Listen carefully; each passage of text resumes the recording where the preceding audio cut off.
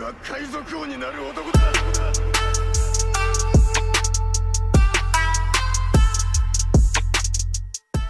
E aí galera, eu sou o Isaac e sejam bem-vindos a mais um vídeo no canal Supernovas, o canal favorito do Eiichiro Oda. E falando nele, o nosso japonês favorito, o Eiichiro Oda, vem trabalhando muito nos últimos meses devido a esse live action que tá bem perto de estrear. Próxima semana mesmo já está entre nós. E vocês devem ter visto ele muito ativo nessas últimas semanas falando justamente sobre esse projeto. E esse inclusive deve ser um dos motivos de estarmos em mais uma semana sem capítulo, infelizmente. E muitos de vocês devem ter notado que o capítulo 1090 lançou um pouco antes do esperado, e muitos até ficaram confusos se essa semana teria ou não. Infelizmente não, mas não seja por isso que não teria muitos temas para serem discutidos aqui no canal. E por isso vamos de mais um Supernovas Respondem, aquele quadro que vocês conhecem muito bem, onde vocês nos mandam teorias, perguntas e opiniões sobre tudo que está acontecendo na obra até o momento, lá no Instagram, @canal Supernovas, e na comunidade do canal. E é claro, se você é membro do canal, você tem prioridade aqui e a gente sempre acaba lendo a sua pergunta, a sua opinião. E bom, eu falei nós, mas dessa vez eu tô aqui sozinho por aqui, mas nos próximos vídeos Samuel e Léo vão estar de volta. Bom, mas sem mais delongas, bora pro vídeo.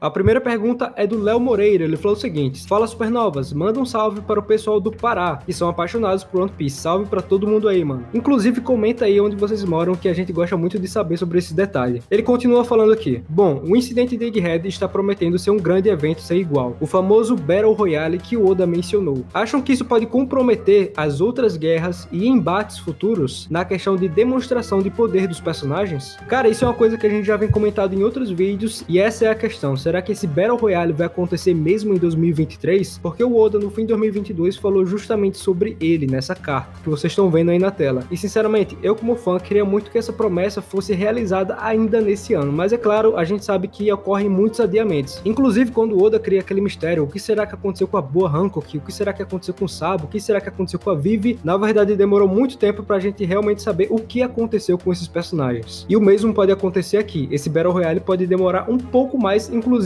pode ser até arrastado um pouco pro arco de Elbaf, que vai vir depois. Mas sinceramente, eu acredito muito que não tem como fugir de Egghead. E outro ponto, a gente tá no meio do ano, tem muita coisa pra rolar, tem muito capítulo pra sair, e eu acredito que agora em agosto o Oda vai se ver livre do live action que ele vai lançar, e vai estar 100% focado em fazer esse Battle Royale, porque o que um Battle Royale precisa? Precisa de uma área grande e vários personagens dentro desse lugar. Já temos o Chapéu de Palha, temos a CP0, temos um Gorosei, muito poderoso aparentemente, temos o Almirante e temos a própria Marinha, ou seja, vários personagens. Mas para um Battle Royale ser ainda melhor, precisa de mais ainda. E isso é uma coisa que o Samuel sugeriu no vídeo passado de perguntas, que seria a frota do Chapéu de Palha. Cabe muito bem aqui e sinceramente eu gostaria muito. E outra opção que eu também já falei é que esse Battle Royale na verdade já aconteceu, e aconteceu lá em Hashinozo com os Piratas Barba Negra e a Marinha. Também seria um tipo de Battle Royale, mas o Oda não usaria as palavras para avisar a gente que é um Battle Royale acontecendo. Pode já ter acontecido e a gente nem percebeu. Mas cara, eu não acredito que isso seja um problema na questão de demonstração de poder, porque esse é o momento, cara. Eu acho que esse é o momento que a gente tem que ver tudo dos personagens pra quando chegar na guerra final, a gente só ter aquela guerra que nem foi Marineford. Então é mais ou menos isso que eu espero. E falando sobre o One Piece na Netflix, o Carlos falou o seguinte: quando vocês acham que vai chegar o arco dublado de Marineford na Netflix Brasil? E cara, antes de falar o que eu acho sobre esse assunto, eu queria comentar uma coisa pra vocês. Quando eu comecei a assistir o One Piece, eu assisti ele em sites, vamos dizer assim,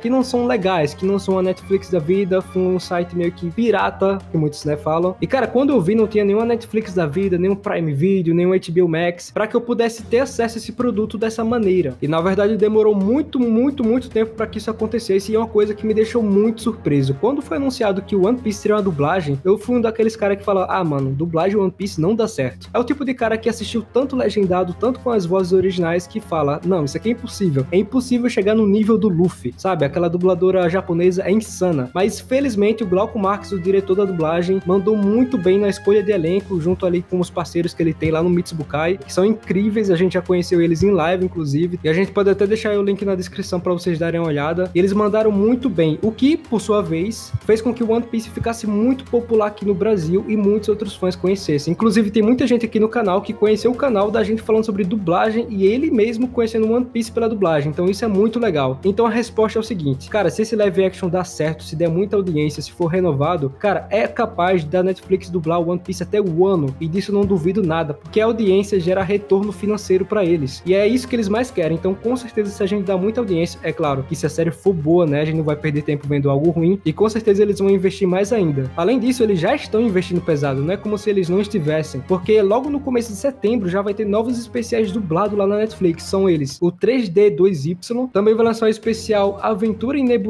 e vai lançar o Coração de Ouro, que serve como introdução ao filme Gold, que inclusive eu gostei mais desse especial do que o filme Gold. É uma curiosidade, porque geralmente é bem difícil um especial ser melhor que um filme. Na minha opinião, eu achei bem melhor. Então sim, cara, a probabilidade de Marineford vir dublado é quase que 98%. Mas voltando aqui pro mangá, o Vitor falou o seguinte: se o Garp fosse um pirata, Roger conseguiria se tornar o rei dos piratas? Essa, na minha opinião, é uma ótima dúvida, porque como que funciona esse nível de poder One Piece? O mais poderoso será o cara que vai encontrar o tesouro, ou o cara que tem os melhores tripulantes? Fica nessa, entendeu? Então eu acredito que não, o Garp não conseguiria achar o One Piece pelo seguinte fato de que ele não seria o protagonista. O Roger é o protagonista da antiga era e o Luffy é o protagonista dessa era. Então assim como o Oda fez com Barba Branca, porque o Barba Branca não tinha esse objetivo de encontrar o One Piece, o Oda colocou outro objetivo pra ele, que foi de criar uma família. Então eu acredito que se o Garp fosse um pirata, assim como era naquele antigo mangá que o Oda escreveu, o Wanted, o Garp teria um outro objetivo diferente do Roger, e o Roger seria o cara que seria o rei dos piratas. Mas é isso que eu penso, cara. Eu acredito que o Garp não seria rei dos piratas justamente pela existência unicamente do Gold Roger. E ok, as próximas duas perguntas aqui a gente separou para outro pirata, que é o Barba Negra. O Davi falou o seguinte: o Barba Negra já atacou a base dos revolucionários e agora capturaram o Garp. Será que o Dragon vai fazer algo? Um outro inscrito já fez uma pergunta um pouco parecida com essa e eu responderia meio que assim: cara, o Dragon não salva nem o próprio filho, imagina o pai. Bom, pelo menos essa é a visão de paternidade que a gente tem nessa obra. Mas é claro que o Dragon já salvou o Luffy lá em Logtown, então a gente meio que fica com essa visão que o Dragon poderia sim, em algum momento, salvar seu pai ou salvar seu filho novamente. Até porque ele não deve ser um cara totalmente inumano, ele com certeza tem um traço de humanidade ali, um traço paterno, um traço de filho que queria salvar seu pai ou seu filho. Mas é claro que isso depende muito da localização onde o Dragon está e se bate com o objetivo dele passar por isso. Por exemplo, quando o Luffy estava no Logtown, aparentemente Dragon estava lá já com o objetivo. É tanto que muitos anos depois, muitos fãs notaram que o Sabo poderia estar ali como um easter egg antigo do Oda, como vocês estão vendo aí na imagem. E o Sabo não sabia quem era o Luffy, pelo menos nessa época onde ele estava sem a sua memória. Então o Dragon estava ali em Logtown por algum objetivo, assim como qualquer lugar que o Dragon tá é por algum objetivo. Ele é um homem bem atarefado, vamos dizer assim. Então com certeza ele não iria pra Hashinozu só pra salvar seu pai. Aqui em One Piece a gente tem muito disso, cada um vive a sua aventura, cada um se vira da sua maneira. É tanto que o Ace não queria que o Luffy fosse salvar ele lá em Marineford, o Ace não queria. Então eu acredito muito que o Garp não iria querer que seu filho fosse o salvar, da mesma forma que o Dragon não iria querer. E é meio que assim que funciona. É meio estranho esse pensamento desses caras, mas eles pensam desse jeito. São piratas, não tem o que fazer. E o Garp é marinheiro, e por mais que o Dragon seja seu filho, imagina só a notícia: revolucionário salva marinheiro de piratas. Seria uma notícia muito estranha divulgada pelo Morgans e não pegaria muito bem lá pro governo, e com certeza o Garp seria olhado por outros olhos. Por que você não capturou seu filho? Tipo isso. Mas sim, eu não descarto a possibilidade de Dragon, Garp e Luffy mais pra frente na guerra final, provavelmente, ou até mesmo um pouco depois de Elbaf, eles se encontrarem finalmente, porque eu quero muito ver essa família reunida. E outro questionamento sobre o Barba Negra foi feito pelo Francis Tiger. Ele falou o seguinte: quando as lutas do Barba Negra são off-screen, será que o Shebek de alguma forma se apossa do corpo dele e ele fica mega poderoso, mas ninguém que é derrotado fala alguma coisa porque só o Barba Negra sabe disso? Então, se existe alguma mudança de poder do Barba Negra, de personalidade do Barba Negra, de aparência do Barba Negra, acontece de uma forma muito sutil e com certeza seus inimigos não perceberiam, que é uma coisa que muitos de nós lendo o mangá e vendo o anime não percebeu. Muita gente só percebeu esses detalhes quando muitos canais de teorias, muitos gringos, muitos caras que fazem teoria começaram a notar esses diferentes detalhes do Barba Negra. Olha, aqui nessa imagem ele tá com um dente a menos, aqui a posição do dente tá em outro lugar. Olha, a personalidade aqui tá um pouco diferente de quando ele tá falando com o Luffy naquele momento. Então é uma coisa que muda bastante e muitos notaram isso no personagem ao longo do tempo. Inclusive mais recentemente com ele se mostrando um pouco menos inteligente do que é normalmente. E cara, você sugeriu essa possibilidade do Shebek estar possuindo o corpo do Barba Negra e é uma teoria que a gente já trouxe aqui aqui pro canal, tá aí na tela pra vocês, que é uma teoria que eu recomendo bastante e a gente se aprofunda muito nela aqui nesse vídeo. Mas o que eu posso dizer adiantando? Aparentemente Barba Negra tem o mesmo objetivo do Shebek, de ser o rei do mundo. E aparentemente Barba Negra mostrou sinais de personalidade diferente ao longo da obra. Então provavelmente existe algum tipo de troca que a gente não sabe muito bem desde a infância dele, porque o Marco fala que ele tem um corpo estranho e a gente fica nessa de saber o que realmente é. Tem essa ligação dele com o Shebek, inclusive ele vive na ilha que era do Shebek, dos piratas dos Rocks, e para ele conseguir essa ilha, ele derrotou um antigo membro dos Rocks. Então tá tudo ligado entre ele e esse antigo pirata, e essa ligação de personalidade pode ser sim algum dos motivos, até porque a gente não sabe exatamente o que aconteceu em God Valley, e a gente não sabe muito bem como funciona a mística em One Piece. E falando sobre o Gear 5 do Luffy, o G Neutron, desculpa se eu pronunciei esse nome errado, mano, ele falou o seguinte: salve supernovas, acompanho vocês desde o início. E sobre a profecia dos Homens Peixe em destruir a grande linha, será que o Luffy vai usar o Gear 5 gigante pra quebrá-la? Ou ele vai sacudir a linha como um tapete grande? Teoria maluca, mas é muito boa. E cara, como eu falei, eu nunca imaginei que o Luffy fosse passar de uma Gomu Gomu no Mi pra uma Hito Hito no Mi. Então pra mim, cara, tudo é possível a partir desse momento. E a gente tem que ver até onde é esse limite dessa Akuma no Mi do Luffy, porque se ele realmente consegue mover um grande muro como a Red Line, ele poderia fazer qualquer coisa e derrotar qualquer inimigo com grande facilidade, que é uma coisa que eu acho bem difícil de acontecer. A linha vermelha é um grande muro que circula o mundo, então transformar esse grande muro em uma borracha 100% é até difícil de imaginar, mas eu não descarto essa possibilidade, sinceramente. Mas sobre essa destruição que realmente vai acontecer na Ilha dos Homens Peixe e possivelmente na Red Line, até para abrir o All Blue, como muito se teoriza, que essa teoria é muito boa, a gente sempre acreditou que seria feito por uma arma ancestral. Seria, por exemplo, uma Pluton ou até mesmo a Mother Flame, que vem sendo introduzida a partir do capítulo 1060. Então é muito possível que seja uma arma realmente, porque eles já mostraram que tem esse poder de destruição gigantesco e não um Akuma no Mi, porque seria algo realmente muito apelão. A gente tem vários vídeos aqui no canal sobre isso, que poderia ser uma arma, que poderia ser algum tipo de monstro que abriria esse caminho. E essa teoria da Akuma no Mi foi a primeira vez que eu vejo sobre ela e eu achei bem interessante pensar sobre isso. E como bem sabemos, o Luffy vai estar envolvido na destruição no reino lá dos Tritões. Então sim, o Luffy está envolvido de alguma forma, não dá pra descartar isso, mas não destruindo com a Akuma no Mi dele diretamente. Eu acho que isso não seria bem do Luffy fazer isso. Seria assim uma arma e seria com algum propósito de libertar alguma coisa, algum povo. Seria o povo dos Tritões que querem morar no mundo lá em cima e não morar lá embaixo. Então a destruição do reino deles faz parte da libertação desse povo. Faz tudo parte do plano. E a próxima pergunta é do Lucas. Ele falou o seguinte: que mistério pequeno vocês mais gostam? Algo que não tem tanta importância e talvez o Oda não volte a falar dele, mas que vocês gostariam que fosse explicado. E cara, eu acabei pesquisando aqui sobre isso, alguns mistérios de One Piece que ainda não foram revelados, e eu acabei escolhendo 3 mistérios que eu acredito que podem não ser revelados até o fim da obra, e sinceramente, se isso não for mostrado, eu vou ficar bem triste. O primeiro é o tesouro do Capitão John. E a gente fica se perguntando, o que seria esse tesouro? Será que são ouros, como geralmente é no mundo real? O pirata quer ir atrás de ouro, o pirata quer ganhar ouro. Mesmo que fosse isso, eu gostaria muito de ver. Segundo, quem é esse cara conversando com Crocus lá nos Cabos Gêmeos? Muitos imaginavam que em um ano esse cara iria aparecer, iria dar as caras, mas infelizmente não apareceu, e a gente, cara, a gente não sabe, na verdade a gente não sabe quem é esse cara, então a gente não pode dizer se apareceu ou não apareceu. Muito se teoriza que esse cara é o Chique, né, pelo cabelo loiro, mas assim, pela altura dele, pela forma que ele tá conversando ali com o Crocus, de forma amigável, que o Crocus era do bando do Roger e o Chique era um inimigo, eu acredito muito que não é o Chique na minha opinião, mas é um mistério que, cara, se acabar a obra e eu não saber disso, eu vou ficar genuinamente com raiva. O terceiro, e não menos importante, é as sombras do Triângulo Florian. Que diabo são essas sombras que o Oda colocou nesse momento da obra e até agora a gente não sabe de nada sobre isso? Bom, quando o assunto é sombra, o Oda é mestre em fazer isso, e quando o assunto é sombra também, a gente lembra do Insama, que é uma coisa que a gente vem comentando nos vídeos mais recentes do canal, que essas sombras poderiam ter sim ligação com o Insama, e o Insama poderia ter algum tipo de onipresença, e ele estaria em forma de sombras, observando certas áreas do mapa, certos cantos do mapa, e esse poderia ser ele. Inclusive, tem um olhar ali naquela cena que poderia muito bem simbolizar a intensidade do olhar que o Insama tem. Mas até agora fica uma dúvida gigante. Por mais que faça sentido que seja o Insama, também é bem complicado acreditar que seja o Insama, porque é uma coisa que foi apresentado lá atrás na obra, lá em Thriller Bark, e o Insama só apareceu agora recentemente, antes de o ano começar. Então seria um planejamento absurdo do Oda. E o mais provável é que seja algum tipo de monstro que a gente não tem ideia do que seja. Muito se teorizava até que seria algum tipo de irmão do Zunisha, que é uma possibilidade que eu também não descarto. Bom, ao longo do vídeo você pode ter notado ligado que eu não descarto nenhuma possibilidade. Cara, depois do Gear 5 eu não descarto nada. Então comentem aí que eu tô bem curioso pra saber qual a teoria de vocês sobre isso. E é claro, comentem qual outro mistério ficou faltando aqui na opinião de vocês. Com isso que eu encerro esse vídeo, espero que vocês tenham gostado. É claro, se vocês gostaram, pra dar apoio pro canal, deixa aquele like. É assim que a gente sobrevive aqui no YouTube, é assim que o vídeo é recomendado pra outras pessoas